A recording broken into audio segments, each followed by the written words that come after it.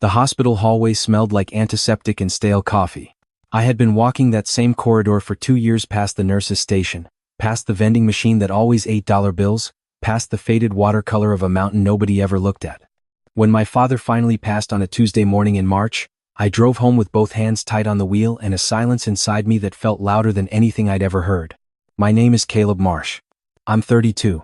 I work in residential construction, which means my hands are rough and my truck is always dirty, and I know how to build things that last. My father taught me that.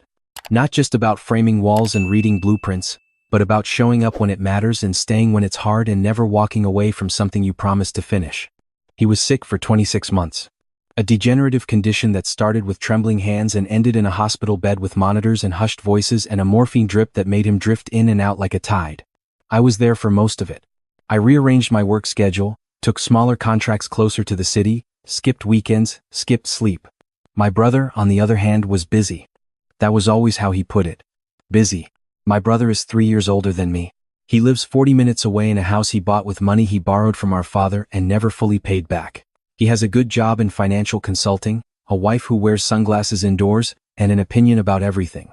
He visited our father maybe 11 times in those 26 months. I know because I kept a calendar on the refrigerator in my father's kitchen, where I cooked meals and sorted medications and paid the bills my father couldn't manage anymore. I marked every visit. 11 small check marks in 26 months. After the funeral, I stood at the graveside and watched my brother cry, and I thought about those 11 check marks, and I didn't say anything. My father had raised us both to believe that grief was private and that what you did in the quiet moments was more important than what you showed the world. So I stood there and I let my brother cry and I held my tongue. I drove home that afternoon. My apartment was quiet in the way apartments get quiet after someone important in your life leaves it for the last time, a particular kind of stillness that has weight to it. I sat down at my kitchen table and I didn't know what to do with my hands. My father's attorney had called that morning, before the burial. He said there was a will and that I should come in within the week. I told him I would. I wasn't thinking about money. I wasn't thinking about anything except the way my father had looked at me 2 weeks before he died, when he was still clear enough to have a conversation, and said, "You'll know what to do with it, Caleb. You always did." I didn't know what he meant at the time. I thought he was talking about the toolbox in his garage, or the old truck, or maybe the house itself. I didn't push him to explain. He was tired. I told him to rest. 2 days after the funeral, I drove to the attorney's office. His name was Gerald Foss, and he had handled my father's paperwork for nearly 20 years. He was a careful, quiet man who chose his words the way a carpenter chooses lumber, nothing warped, nothing that wouldn't hold weight. He told me to sit down. He told me he had been instructed to meet with me alone first, before any family meeting, and that my father had been very specific about that condition. Then he slid a folder across the desk. My father had left me the house, a 4-bedroom craftsman on 2 acres outside of town that had been in our family for 30 years. He had left me the small equipment rental business he ran out of the property, which I had helped manage during the illness and which was quietly profitable in a way I hadn't fully understood. And he had left me something else. A sealed envelope and a small digital recorder with a sticky note on it in my father's handwriting that said, "Play this last." Alone. My brother received the money in the savings account, about $40,000, which Gerald confirmed covered exactly what my brother had borrowed over the years and never repaid. It was precise and deliberate, not a punishment, just an accounting. I asked Gerald if my brother knew yet. He said no. He said my father had requested a separate meeting with my brother scheduled for the following week.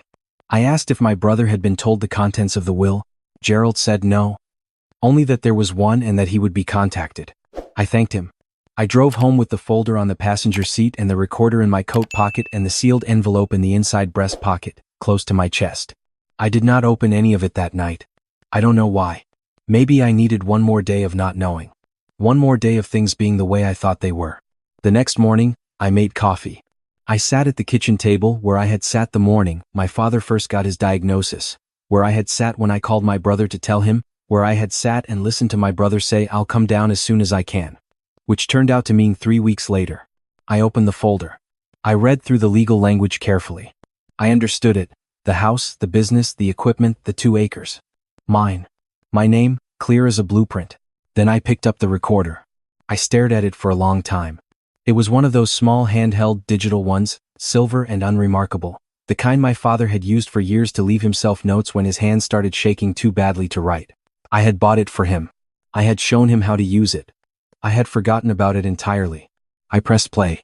The first thing I heard was my father's voice, and something happened in my chest that I don't have a word for. He sounded tired but clear. The way he did on his good days, the days when the medication was working right and the light came back into his eyes. "Caleb," he said. "If you're listening to this, then I'm gone, and I hope Gerald gave you everything in the right order. I want you to hear this last because I want you to understand the why before you know what's on here." There was a pause. The sound of him shifting, settling. "I've been recording things for about 8 months. Not to be sneaky. Just because I couldn't always remember what was said and what wasn't, and I didn't want to be confused later. The recorder was always on the table. Anybody who came to see me knew I kept it there. I never hid that. I just don't think they understood that it was recording." I put my coffee down. "Your brother came to see me in September," my father continued. "Alone, without his wife the first time. We had a good talk, I thought. But then he came back in October and she came with him, and that was different. I want you to hear that visit. I want you to hear it because I'm not going to describe it to you and have you wonder if I was confused or misremembering. You'll hear it yourself. It starts at the 40-minute mark. I fast-forwarded. My hands were steady. I don't know how. At 40 minutes, I heard my father's voice, thinner now, a hospital room version of it, and then my brother's, and then my sister-in-law's. They were talking about the house at first, gently, the way you ease into a current before you let it take you. My brother was asking about the mortgage, if there was one, if the property was clear. My father said yes, it was clear, had been for years. My sister-in-law said something about property values in the area going up, said it casually like she was thinking out loud. Then my brother said, "Dad, I want to talk to you about what happens after. Just practically." My father said, "All right." My brother said, "Caleb's not exactly settled, right? He's renting, he moves around for work. He doesn't need a property this size. And me and my wife, we've got the kids, we've got a real household, and honestly, we could do something with that land. Something serious. I've been looking into it." My father didn't say anything for a moment. My sister-in-law said, "We just want to make sure everything makes sense, financially. For the family." My brother said, "Caleb's always been taken care of. You've always made sure of that. But he's young, he'll figure it out, we just want to make sure there's a plan." My father said quietly, "Caleb has been here every week for 2 years. My brother said, "I know, Dad. I know that. And I appreciate it. We both do. I just think." "I know what you think," my father said. And then he said nothing else, and the recording had the sound of chairs and someone pouring water and my sister-in-law saying something about the drive home. I sat at my kitchen table for a long time after that. I didn't cry. I just sat there and let the information settle the way concrete settles slowly, completely, and into every corner. I listened to 3 more visits after that. October again, then November, then December. Each one a variation of the same approach, careful, patient, always framed as practical and for the family, never anything you could call outright greed if you weren't listening carefully. But I was listening carefully now. My sister-in-law mentioned a developer she knew who was looking at land in the county. My brother mentioned that a lump sum inheritance might be better for Caleb given his lifestyle. He said lifestyle the way people say it when they mean irresponsibility, when they mean we've decided you don't deserve what you haven't asked for. In December, 3 months before my father died, my brother had said, "Just update the will, Dad. It doesn't have to be complicated. Caleb won't fight it." My father had said, "I already updated it." My brother had said, "Good." My father had said nothing more. He let my brother hear what he wanted to hear. I opened the sealed envelope. Inside was a letter, handwritten on 3 pages, the handwriting uneven but deliberate, every word placed where my father wanted it. "Caleb, you're probably angry right now. That's all right. Anger is honest. What I want you to know is that I was never confused, not even at the end when they thought I was. I understood every conversation. I made my choices clearly. I didn't tell you what was happening because I didn't want you to spend those last months fighting with your brother. I wanted you to just be there with me, the way you were. That was the gift I wanted to give you, the ability to just sit with me without the noise of all this. The recorder is your protection. I'm not asking you to do anything with it. I'm asking you to have it in case you need it. Your brother is not a bad man. He loves money more than he should, and his wife loves it more than he does, and together they talked each other into believing that wanting something means you deserve it. That's a story a lot of people tell themselves. The house is yours. The business is yours. You built it with me and you kept it running when I couldn't. That's not sentiment. That's a fact. Don't let them make you feel guilty for what you've been given. You weren't given anything. You earned it while they were busy. I folded the letter carefully and put it back in the envelope. I put the envelope in my desk drawer. I put the recorder next to it. I closed the drawer. Then I called Gerald Foss. I asked him what my rights were if my brother contested the will. He told me that my father had signed the most recent version 11 months ago, that he had a physician's letter confirming cognitive competence at the time of signing, that Gerald had witnessed it along with a notary, and that any challenge would be unlikely to succeed and would be expensive for the challenger. I said, "And the business? The equipment?" Gerald said, "All in your name as of 60 days ago. Your father transferred the business to you as a living transfer. It's not subject to probate at all." I said, "He did that 60 days ago." Gerald said, "Yes." I said, "Before the family meeting?" Gerald said, "Yes, Caleb." I thanked him and hung up. That evening, my brother called me. He had gotten his letter from Gerald about the scheduled meeting, and he had apparently called Gerald's office for more information and been told to wait for the formal reading. I know this because he told me all of it in the first 90 seconds of the call. In the voice he used when he was trying to sound calm and was not calm at all. He said, "I just want to make sure we're on the same page about everything." I said, "What page do you think we're on?" He said, "Come on, Caleb. We're brothers. Whatever Dad left, we can work it out between us. We don't need lawyers turning it into a whole thing." I said, "The lawyers are already involved. Dad involved them." He said, "Right, but," and then there was a pause where I could hear him choosing his next words the way someone picks through a tool chest looking for the right size. He said, "You weren't there for the conversations he and I had. About the future of everything. About what made practical sense." I said, "I was actually." He said, "What?" I said, "I'll see you at Gerald's office next week." There was a silence that had a particular texture to it. The texture of someone who has just realized they have been walking on ice and felt the first crack. He said, "What do you mean you were there?" I said, "Good night." And I ended the call. The week before the formal meeting, my brother called twice and texted 9 times. My sister-in-law called once from her own number, which surprised me, and left a voicemail that was 45 seconds of the word family used in 12 different configurations.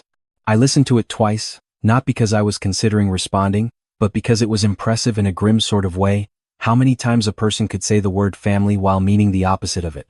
I didn't respond to any of it. I had work to do. I had a business to run. During that week, I drove to my father's property, my property. I was still learning to say that, and I walked every inch of it. I walked the 2 acres in the early morning when the frost was still on the grass.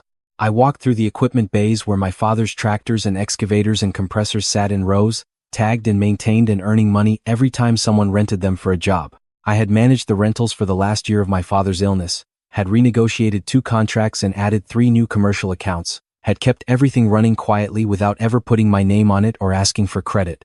There was a small apartment above the garage bay that my father had always called the office, though it was more than that. A place he had used during storms, or when he worked late, or sometimes, I think, just when he needed to be alone on the property that had been the central fact of his life for 30 years. I stood in that apartment and looked out the window at the frost on the grass and at the tree line at the edge of the property, and I thought about my father learning to walk those same acres when he was younger than I was now, when everything was still ahead of him. I thought about what he had said. "You'll know what to do with it." I thought I was beginning to understand. The day of the formal meeting, I arrived early. Gerald had a conference room with a round table, which I always thought was a thoughtful choice for a lawyer who dealt with families. No head of the table. No hierarchy built into the furniture. My brother arrived with his wife, which Gerald had said was fine. I had not brought anyone. I didn't need a witness. I already had one, in a manner of speaking. My brother looked at me across the table with an expression that was trying to be neutral and landing closer to wary. His wife had her sunglasses on her head and her arms crossed and the particular posture of someone who has been told things will go a certain way and is starting to doubt it. Gerald read through the will. He was precise and methodical and did not editorialize. My brother's name appeared once, the $40,000, described in careful legal language as a settlement of all prior loans and advances extended between the deceased and the beneficiary. Final. No ambiguity. A door closed with a clean click. My name appeared throughout. The house, the land, the transfer of business already completed, the equipment, the contents of the property. When Gerald finished, the room was quiet for a moment. My brother said, "I'd like to know who drafted this." Gerald said, "Your father directed every provision." My brother said, "Dad wasn't always clear." Toward the end, there were days. Gerald slid a document across the table. He said, "Dr. Patricia Howe, your father's attending physician, provided a letter of cognitive competence dated 11 months ago at the time of the most recent signing. The notary record and my own witness statement are attached. My brother looked at the document. His wife leaned over and looked at it. There was a brief, quiet conversation between them that I couldn't hear, conducted in the shorthand of two people who have been managing things together for a long time.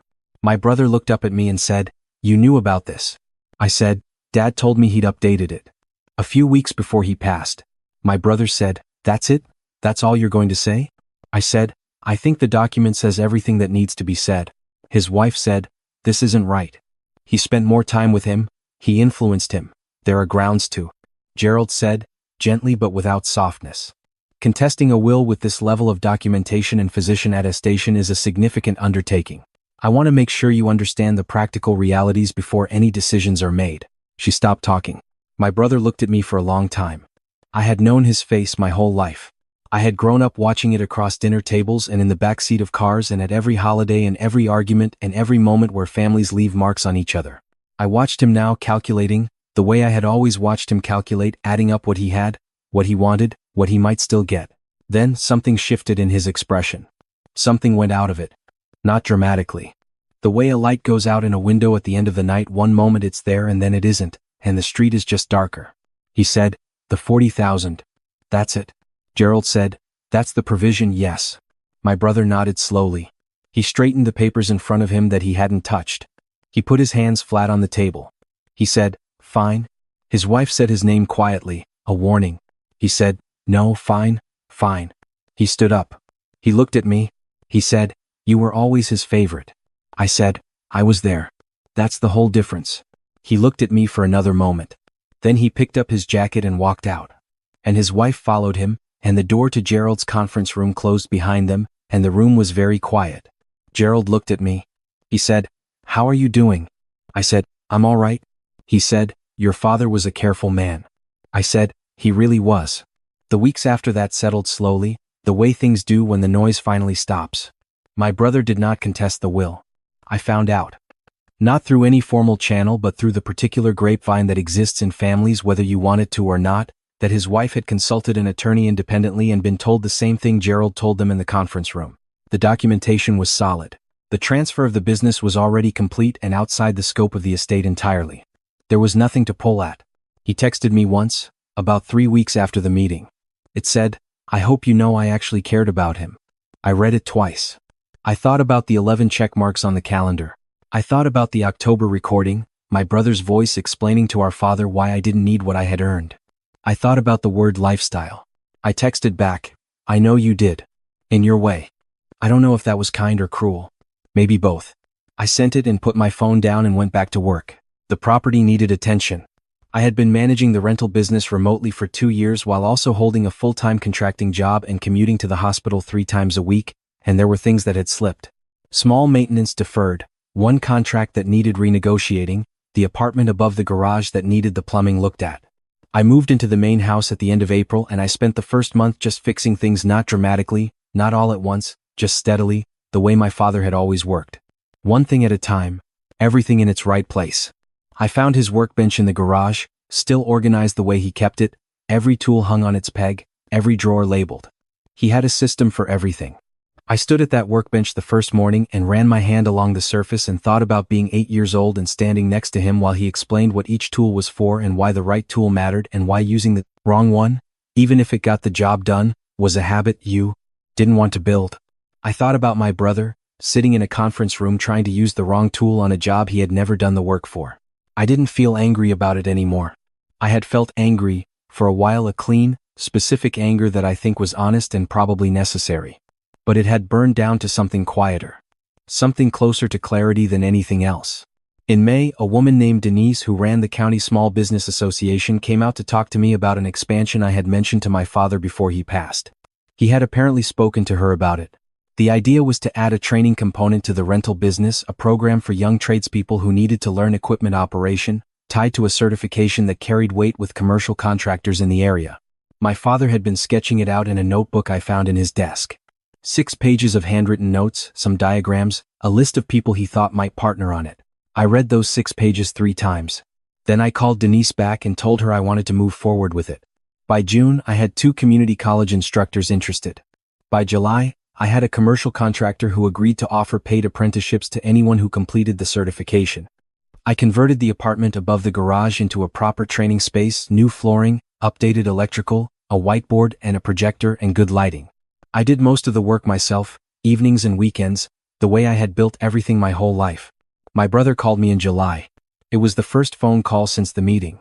He said he had heard about the training program. He said it sounded good. His voice had the tone of someone who is trying to find an angle and hasn't found one yet, but also, and this is the thing that surprised me, it had something else in it. Something that might have been genuine. I said, "It was Dad's idea." He said, "I know. He told me about it once." There was a pause. I let it sit. He said, "I'm sorry. About what I said at the hospital. Those visits. What I was thinking about." I said, "I know." He said, "You heard something." I said, "Dad made sure I understood the situation. He didn't ask how. Maybe he didn't want to know. Maybe he had spent enough time in the months since the meeting working it out on his own, the way smart people eventually do when they stop running from the accounting." He said, "Is there anything I can do?" I thought about that for a moment. I thought about my father's letter. "Your brother is not a bad man." I thought about the 11 check marks. I thought about the debt, $40,000, quietly settled in the will like a conversation finally finished. I said, "Come out sometime. See what's here." He said, "Yeah?" I said, "It's still your father's place. That doesn't go away." He said, "Okay." And he meant it. I could tell the difference by then. He came out in August with his kids, 2 boys, 9 and 11, who had never been to the property before, which still hit me somewhere tender when I thought about it. They ran the length of the equipment bay with their arms out, loud and fascinated, the way kids are when they encounter something large and mechanical and slightly dangerous feeling. My brother stood at the entrance to the bay and watched them and looked like someone standing in a room they didn't know they'd been missing. I showed his older boy how to check the oil on the smaller excavator. My father had showed me the same thing when I was 12. The boy asked 18 questions, every one of them good. My brother watched and didn't say anything for a while. Then he said, "He would have liked this." I said, "He already planned it. I'm just building what he drew." We didn't talk about the will. We didn't talk about the recordings or the meetings or the $40,000 or anything that had happened in those hard months. There was time for that, maybe, or there wasn't. Either way, it didn't need to happen that afternoon. That afternoon, there were just 2 brothers standing in a garage their father had built and 2 kids running around making noise the way kids make noise when they feel safe and free and not yet aware of all the ways adults complicate things. Later, after they left, I walked out to the edge of the property where the grass met the tree line. The evening light was doing that late summer thing where it comes in at a low angle and makes everything look like it's been thought about. The 2 acres looked good. The equipment was well maintained and fully booked through September. The training program had its first cohort starting in October. The plumbing in the apartment was fixed. I pulled out my phone and opened the last photo I had of my father, taken about 4 months before he passed, on one of his good days. He was standing at his workbench in this exact garage, holding a wrench, looking at the camera with the expression he always had when someone asked him to stop and take a photo, slightly impatient, slightly amused, like he had things to get back to. I thought about everything he had left me. Not just the land and the business and the careful legal documents and the recorder with 8 months of his voice on it. The notebook with 6 pages of plans. The workbench organized so that anyone who knew what they were looking for could find it. The way he had let my brother hear what he wanted to hear while the recorder sat on the table. You'll know what to do with it. He had not been talking about the property. I put my phone in my pocket. The light was almost gone now. The tree line was dark, and the first few stars were doing what stars do over open land when there are no city lights to argue with them. I stood on solid ground and felt, for the first time in a very long time, the specific quietness of a person who has finished what they came to do. Not triumphant. Not vindicated. Just present, on land that was mine because I had showed up for it, in a life that was mine because I had stayed when staying was hard, building the next thing the way my father had built everything steadily, carefully, one true thing at a time. I went inside and left the light on.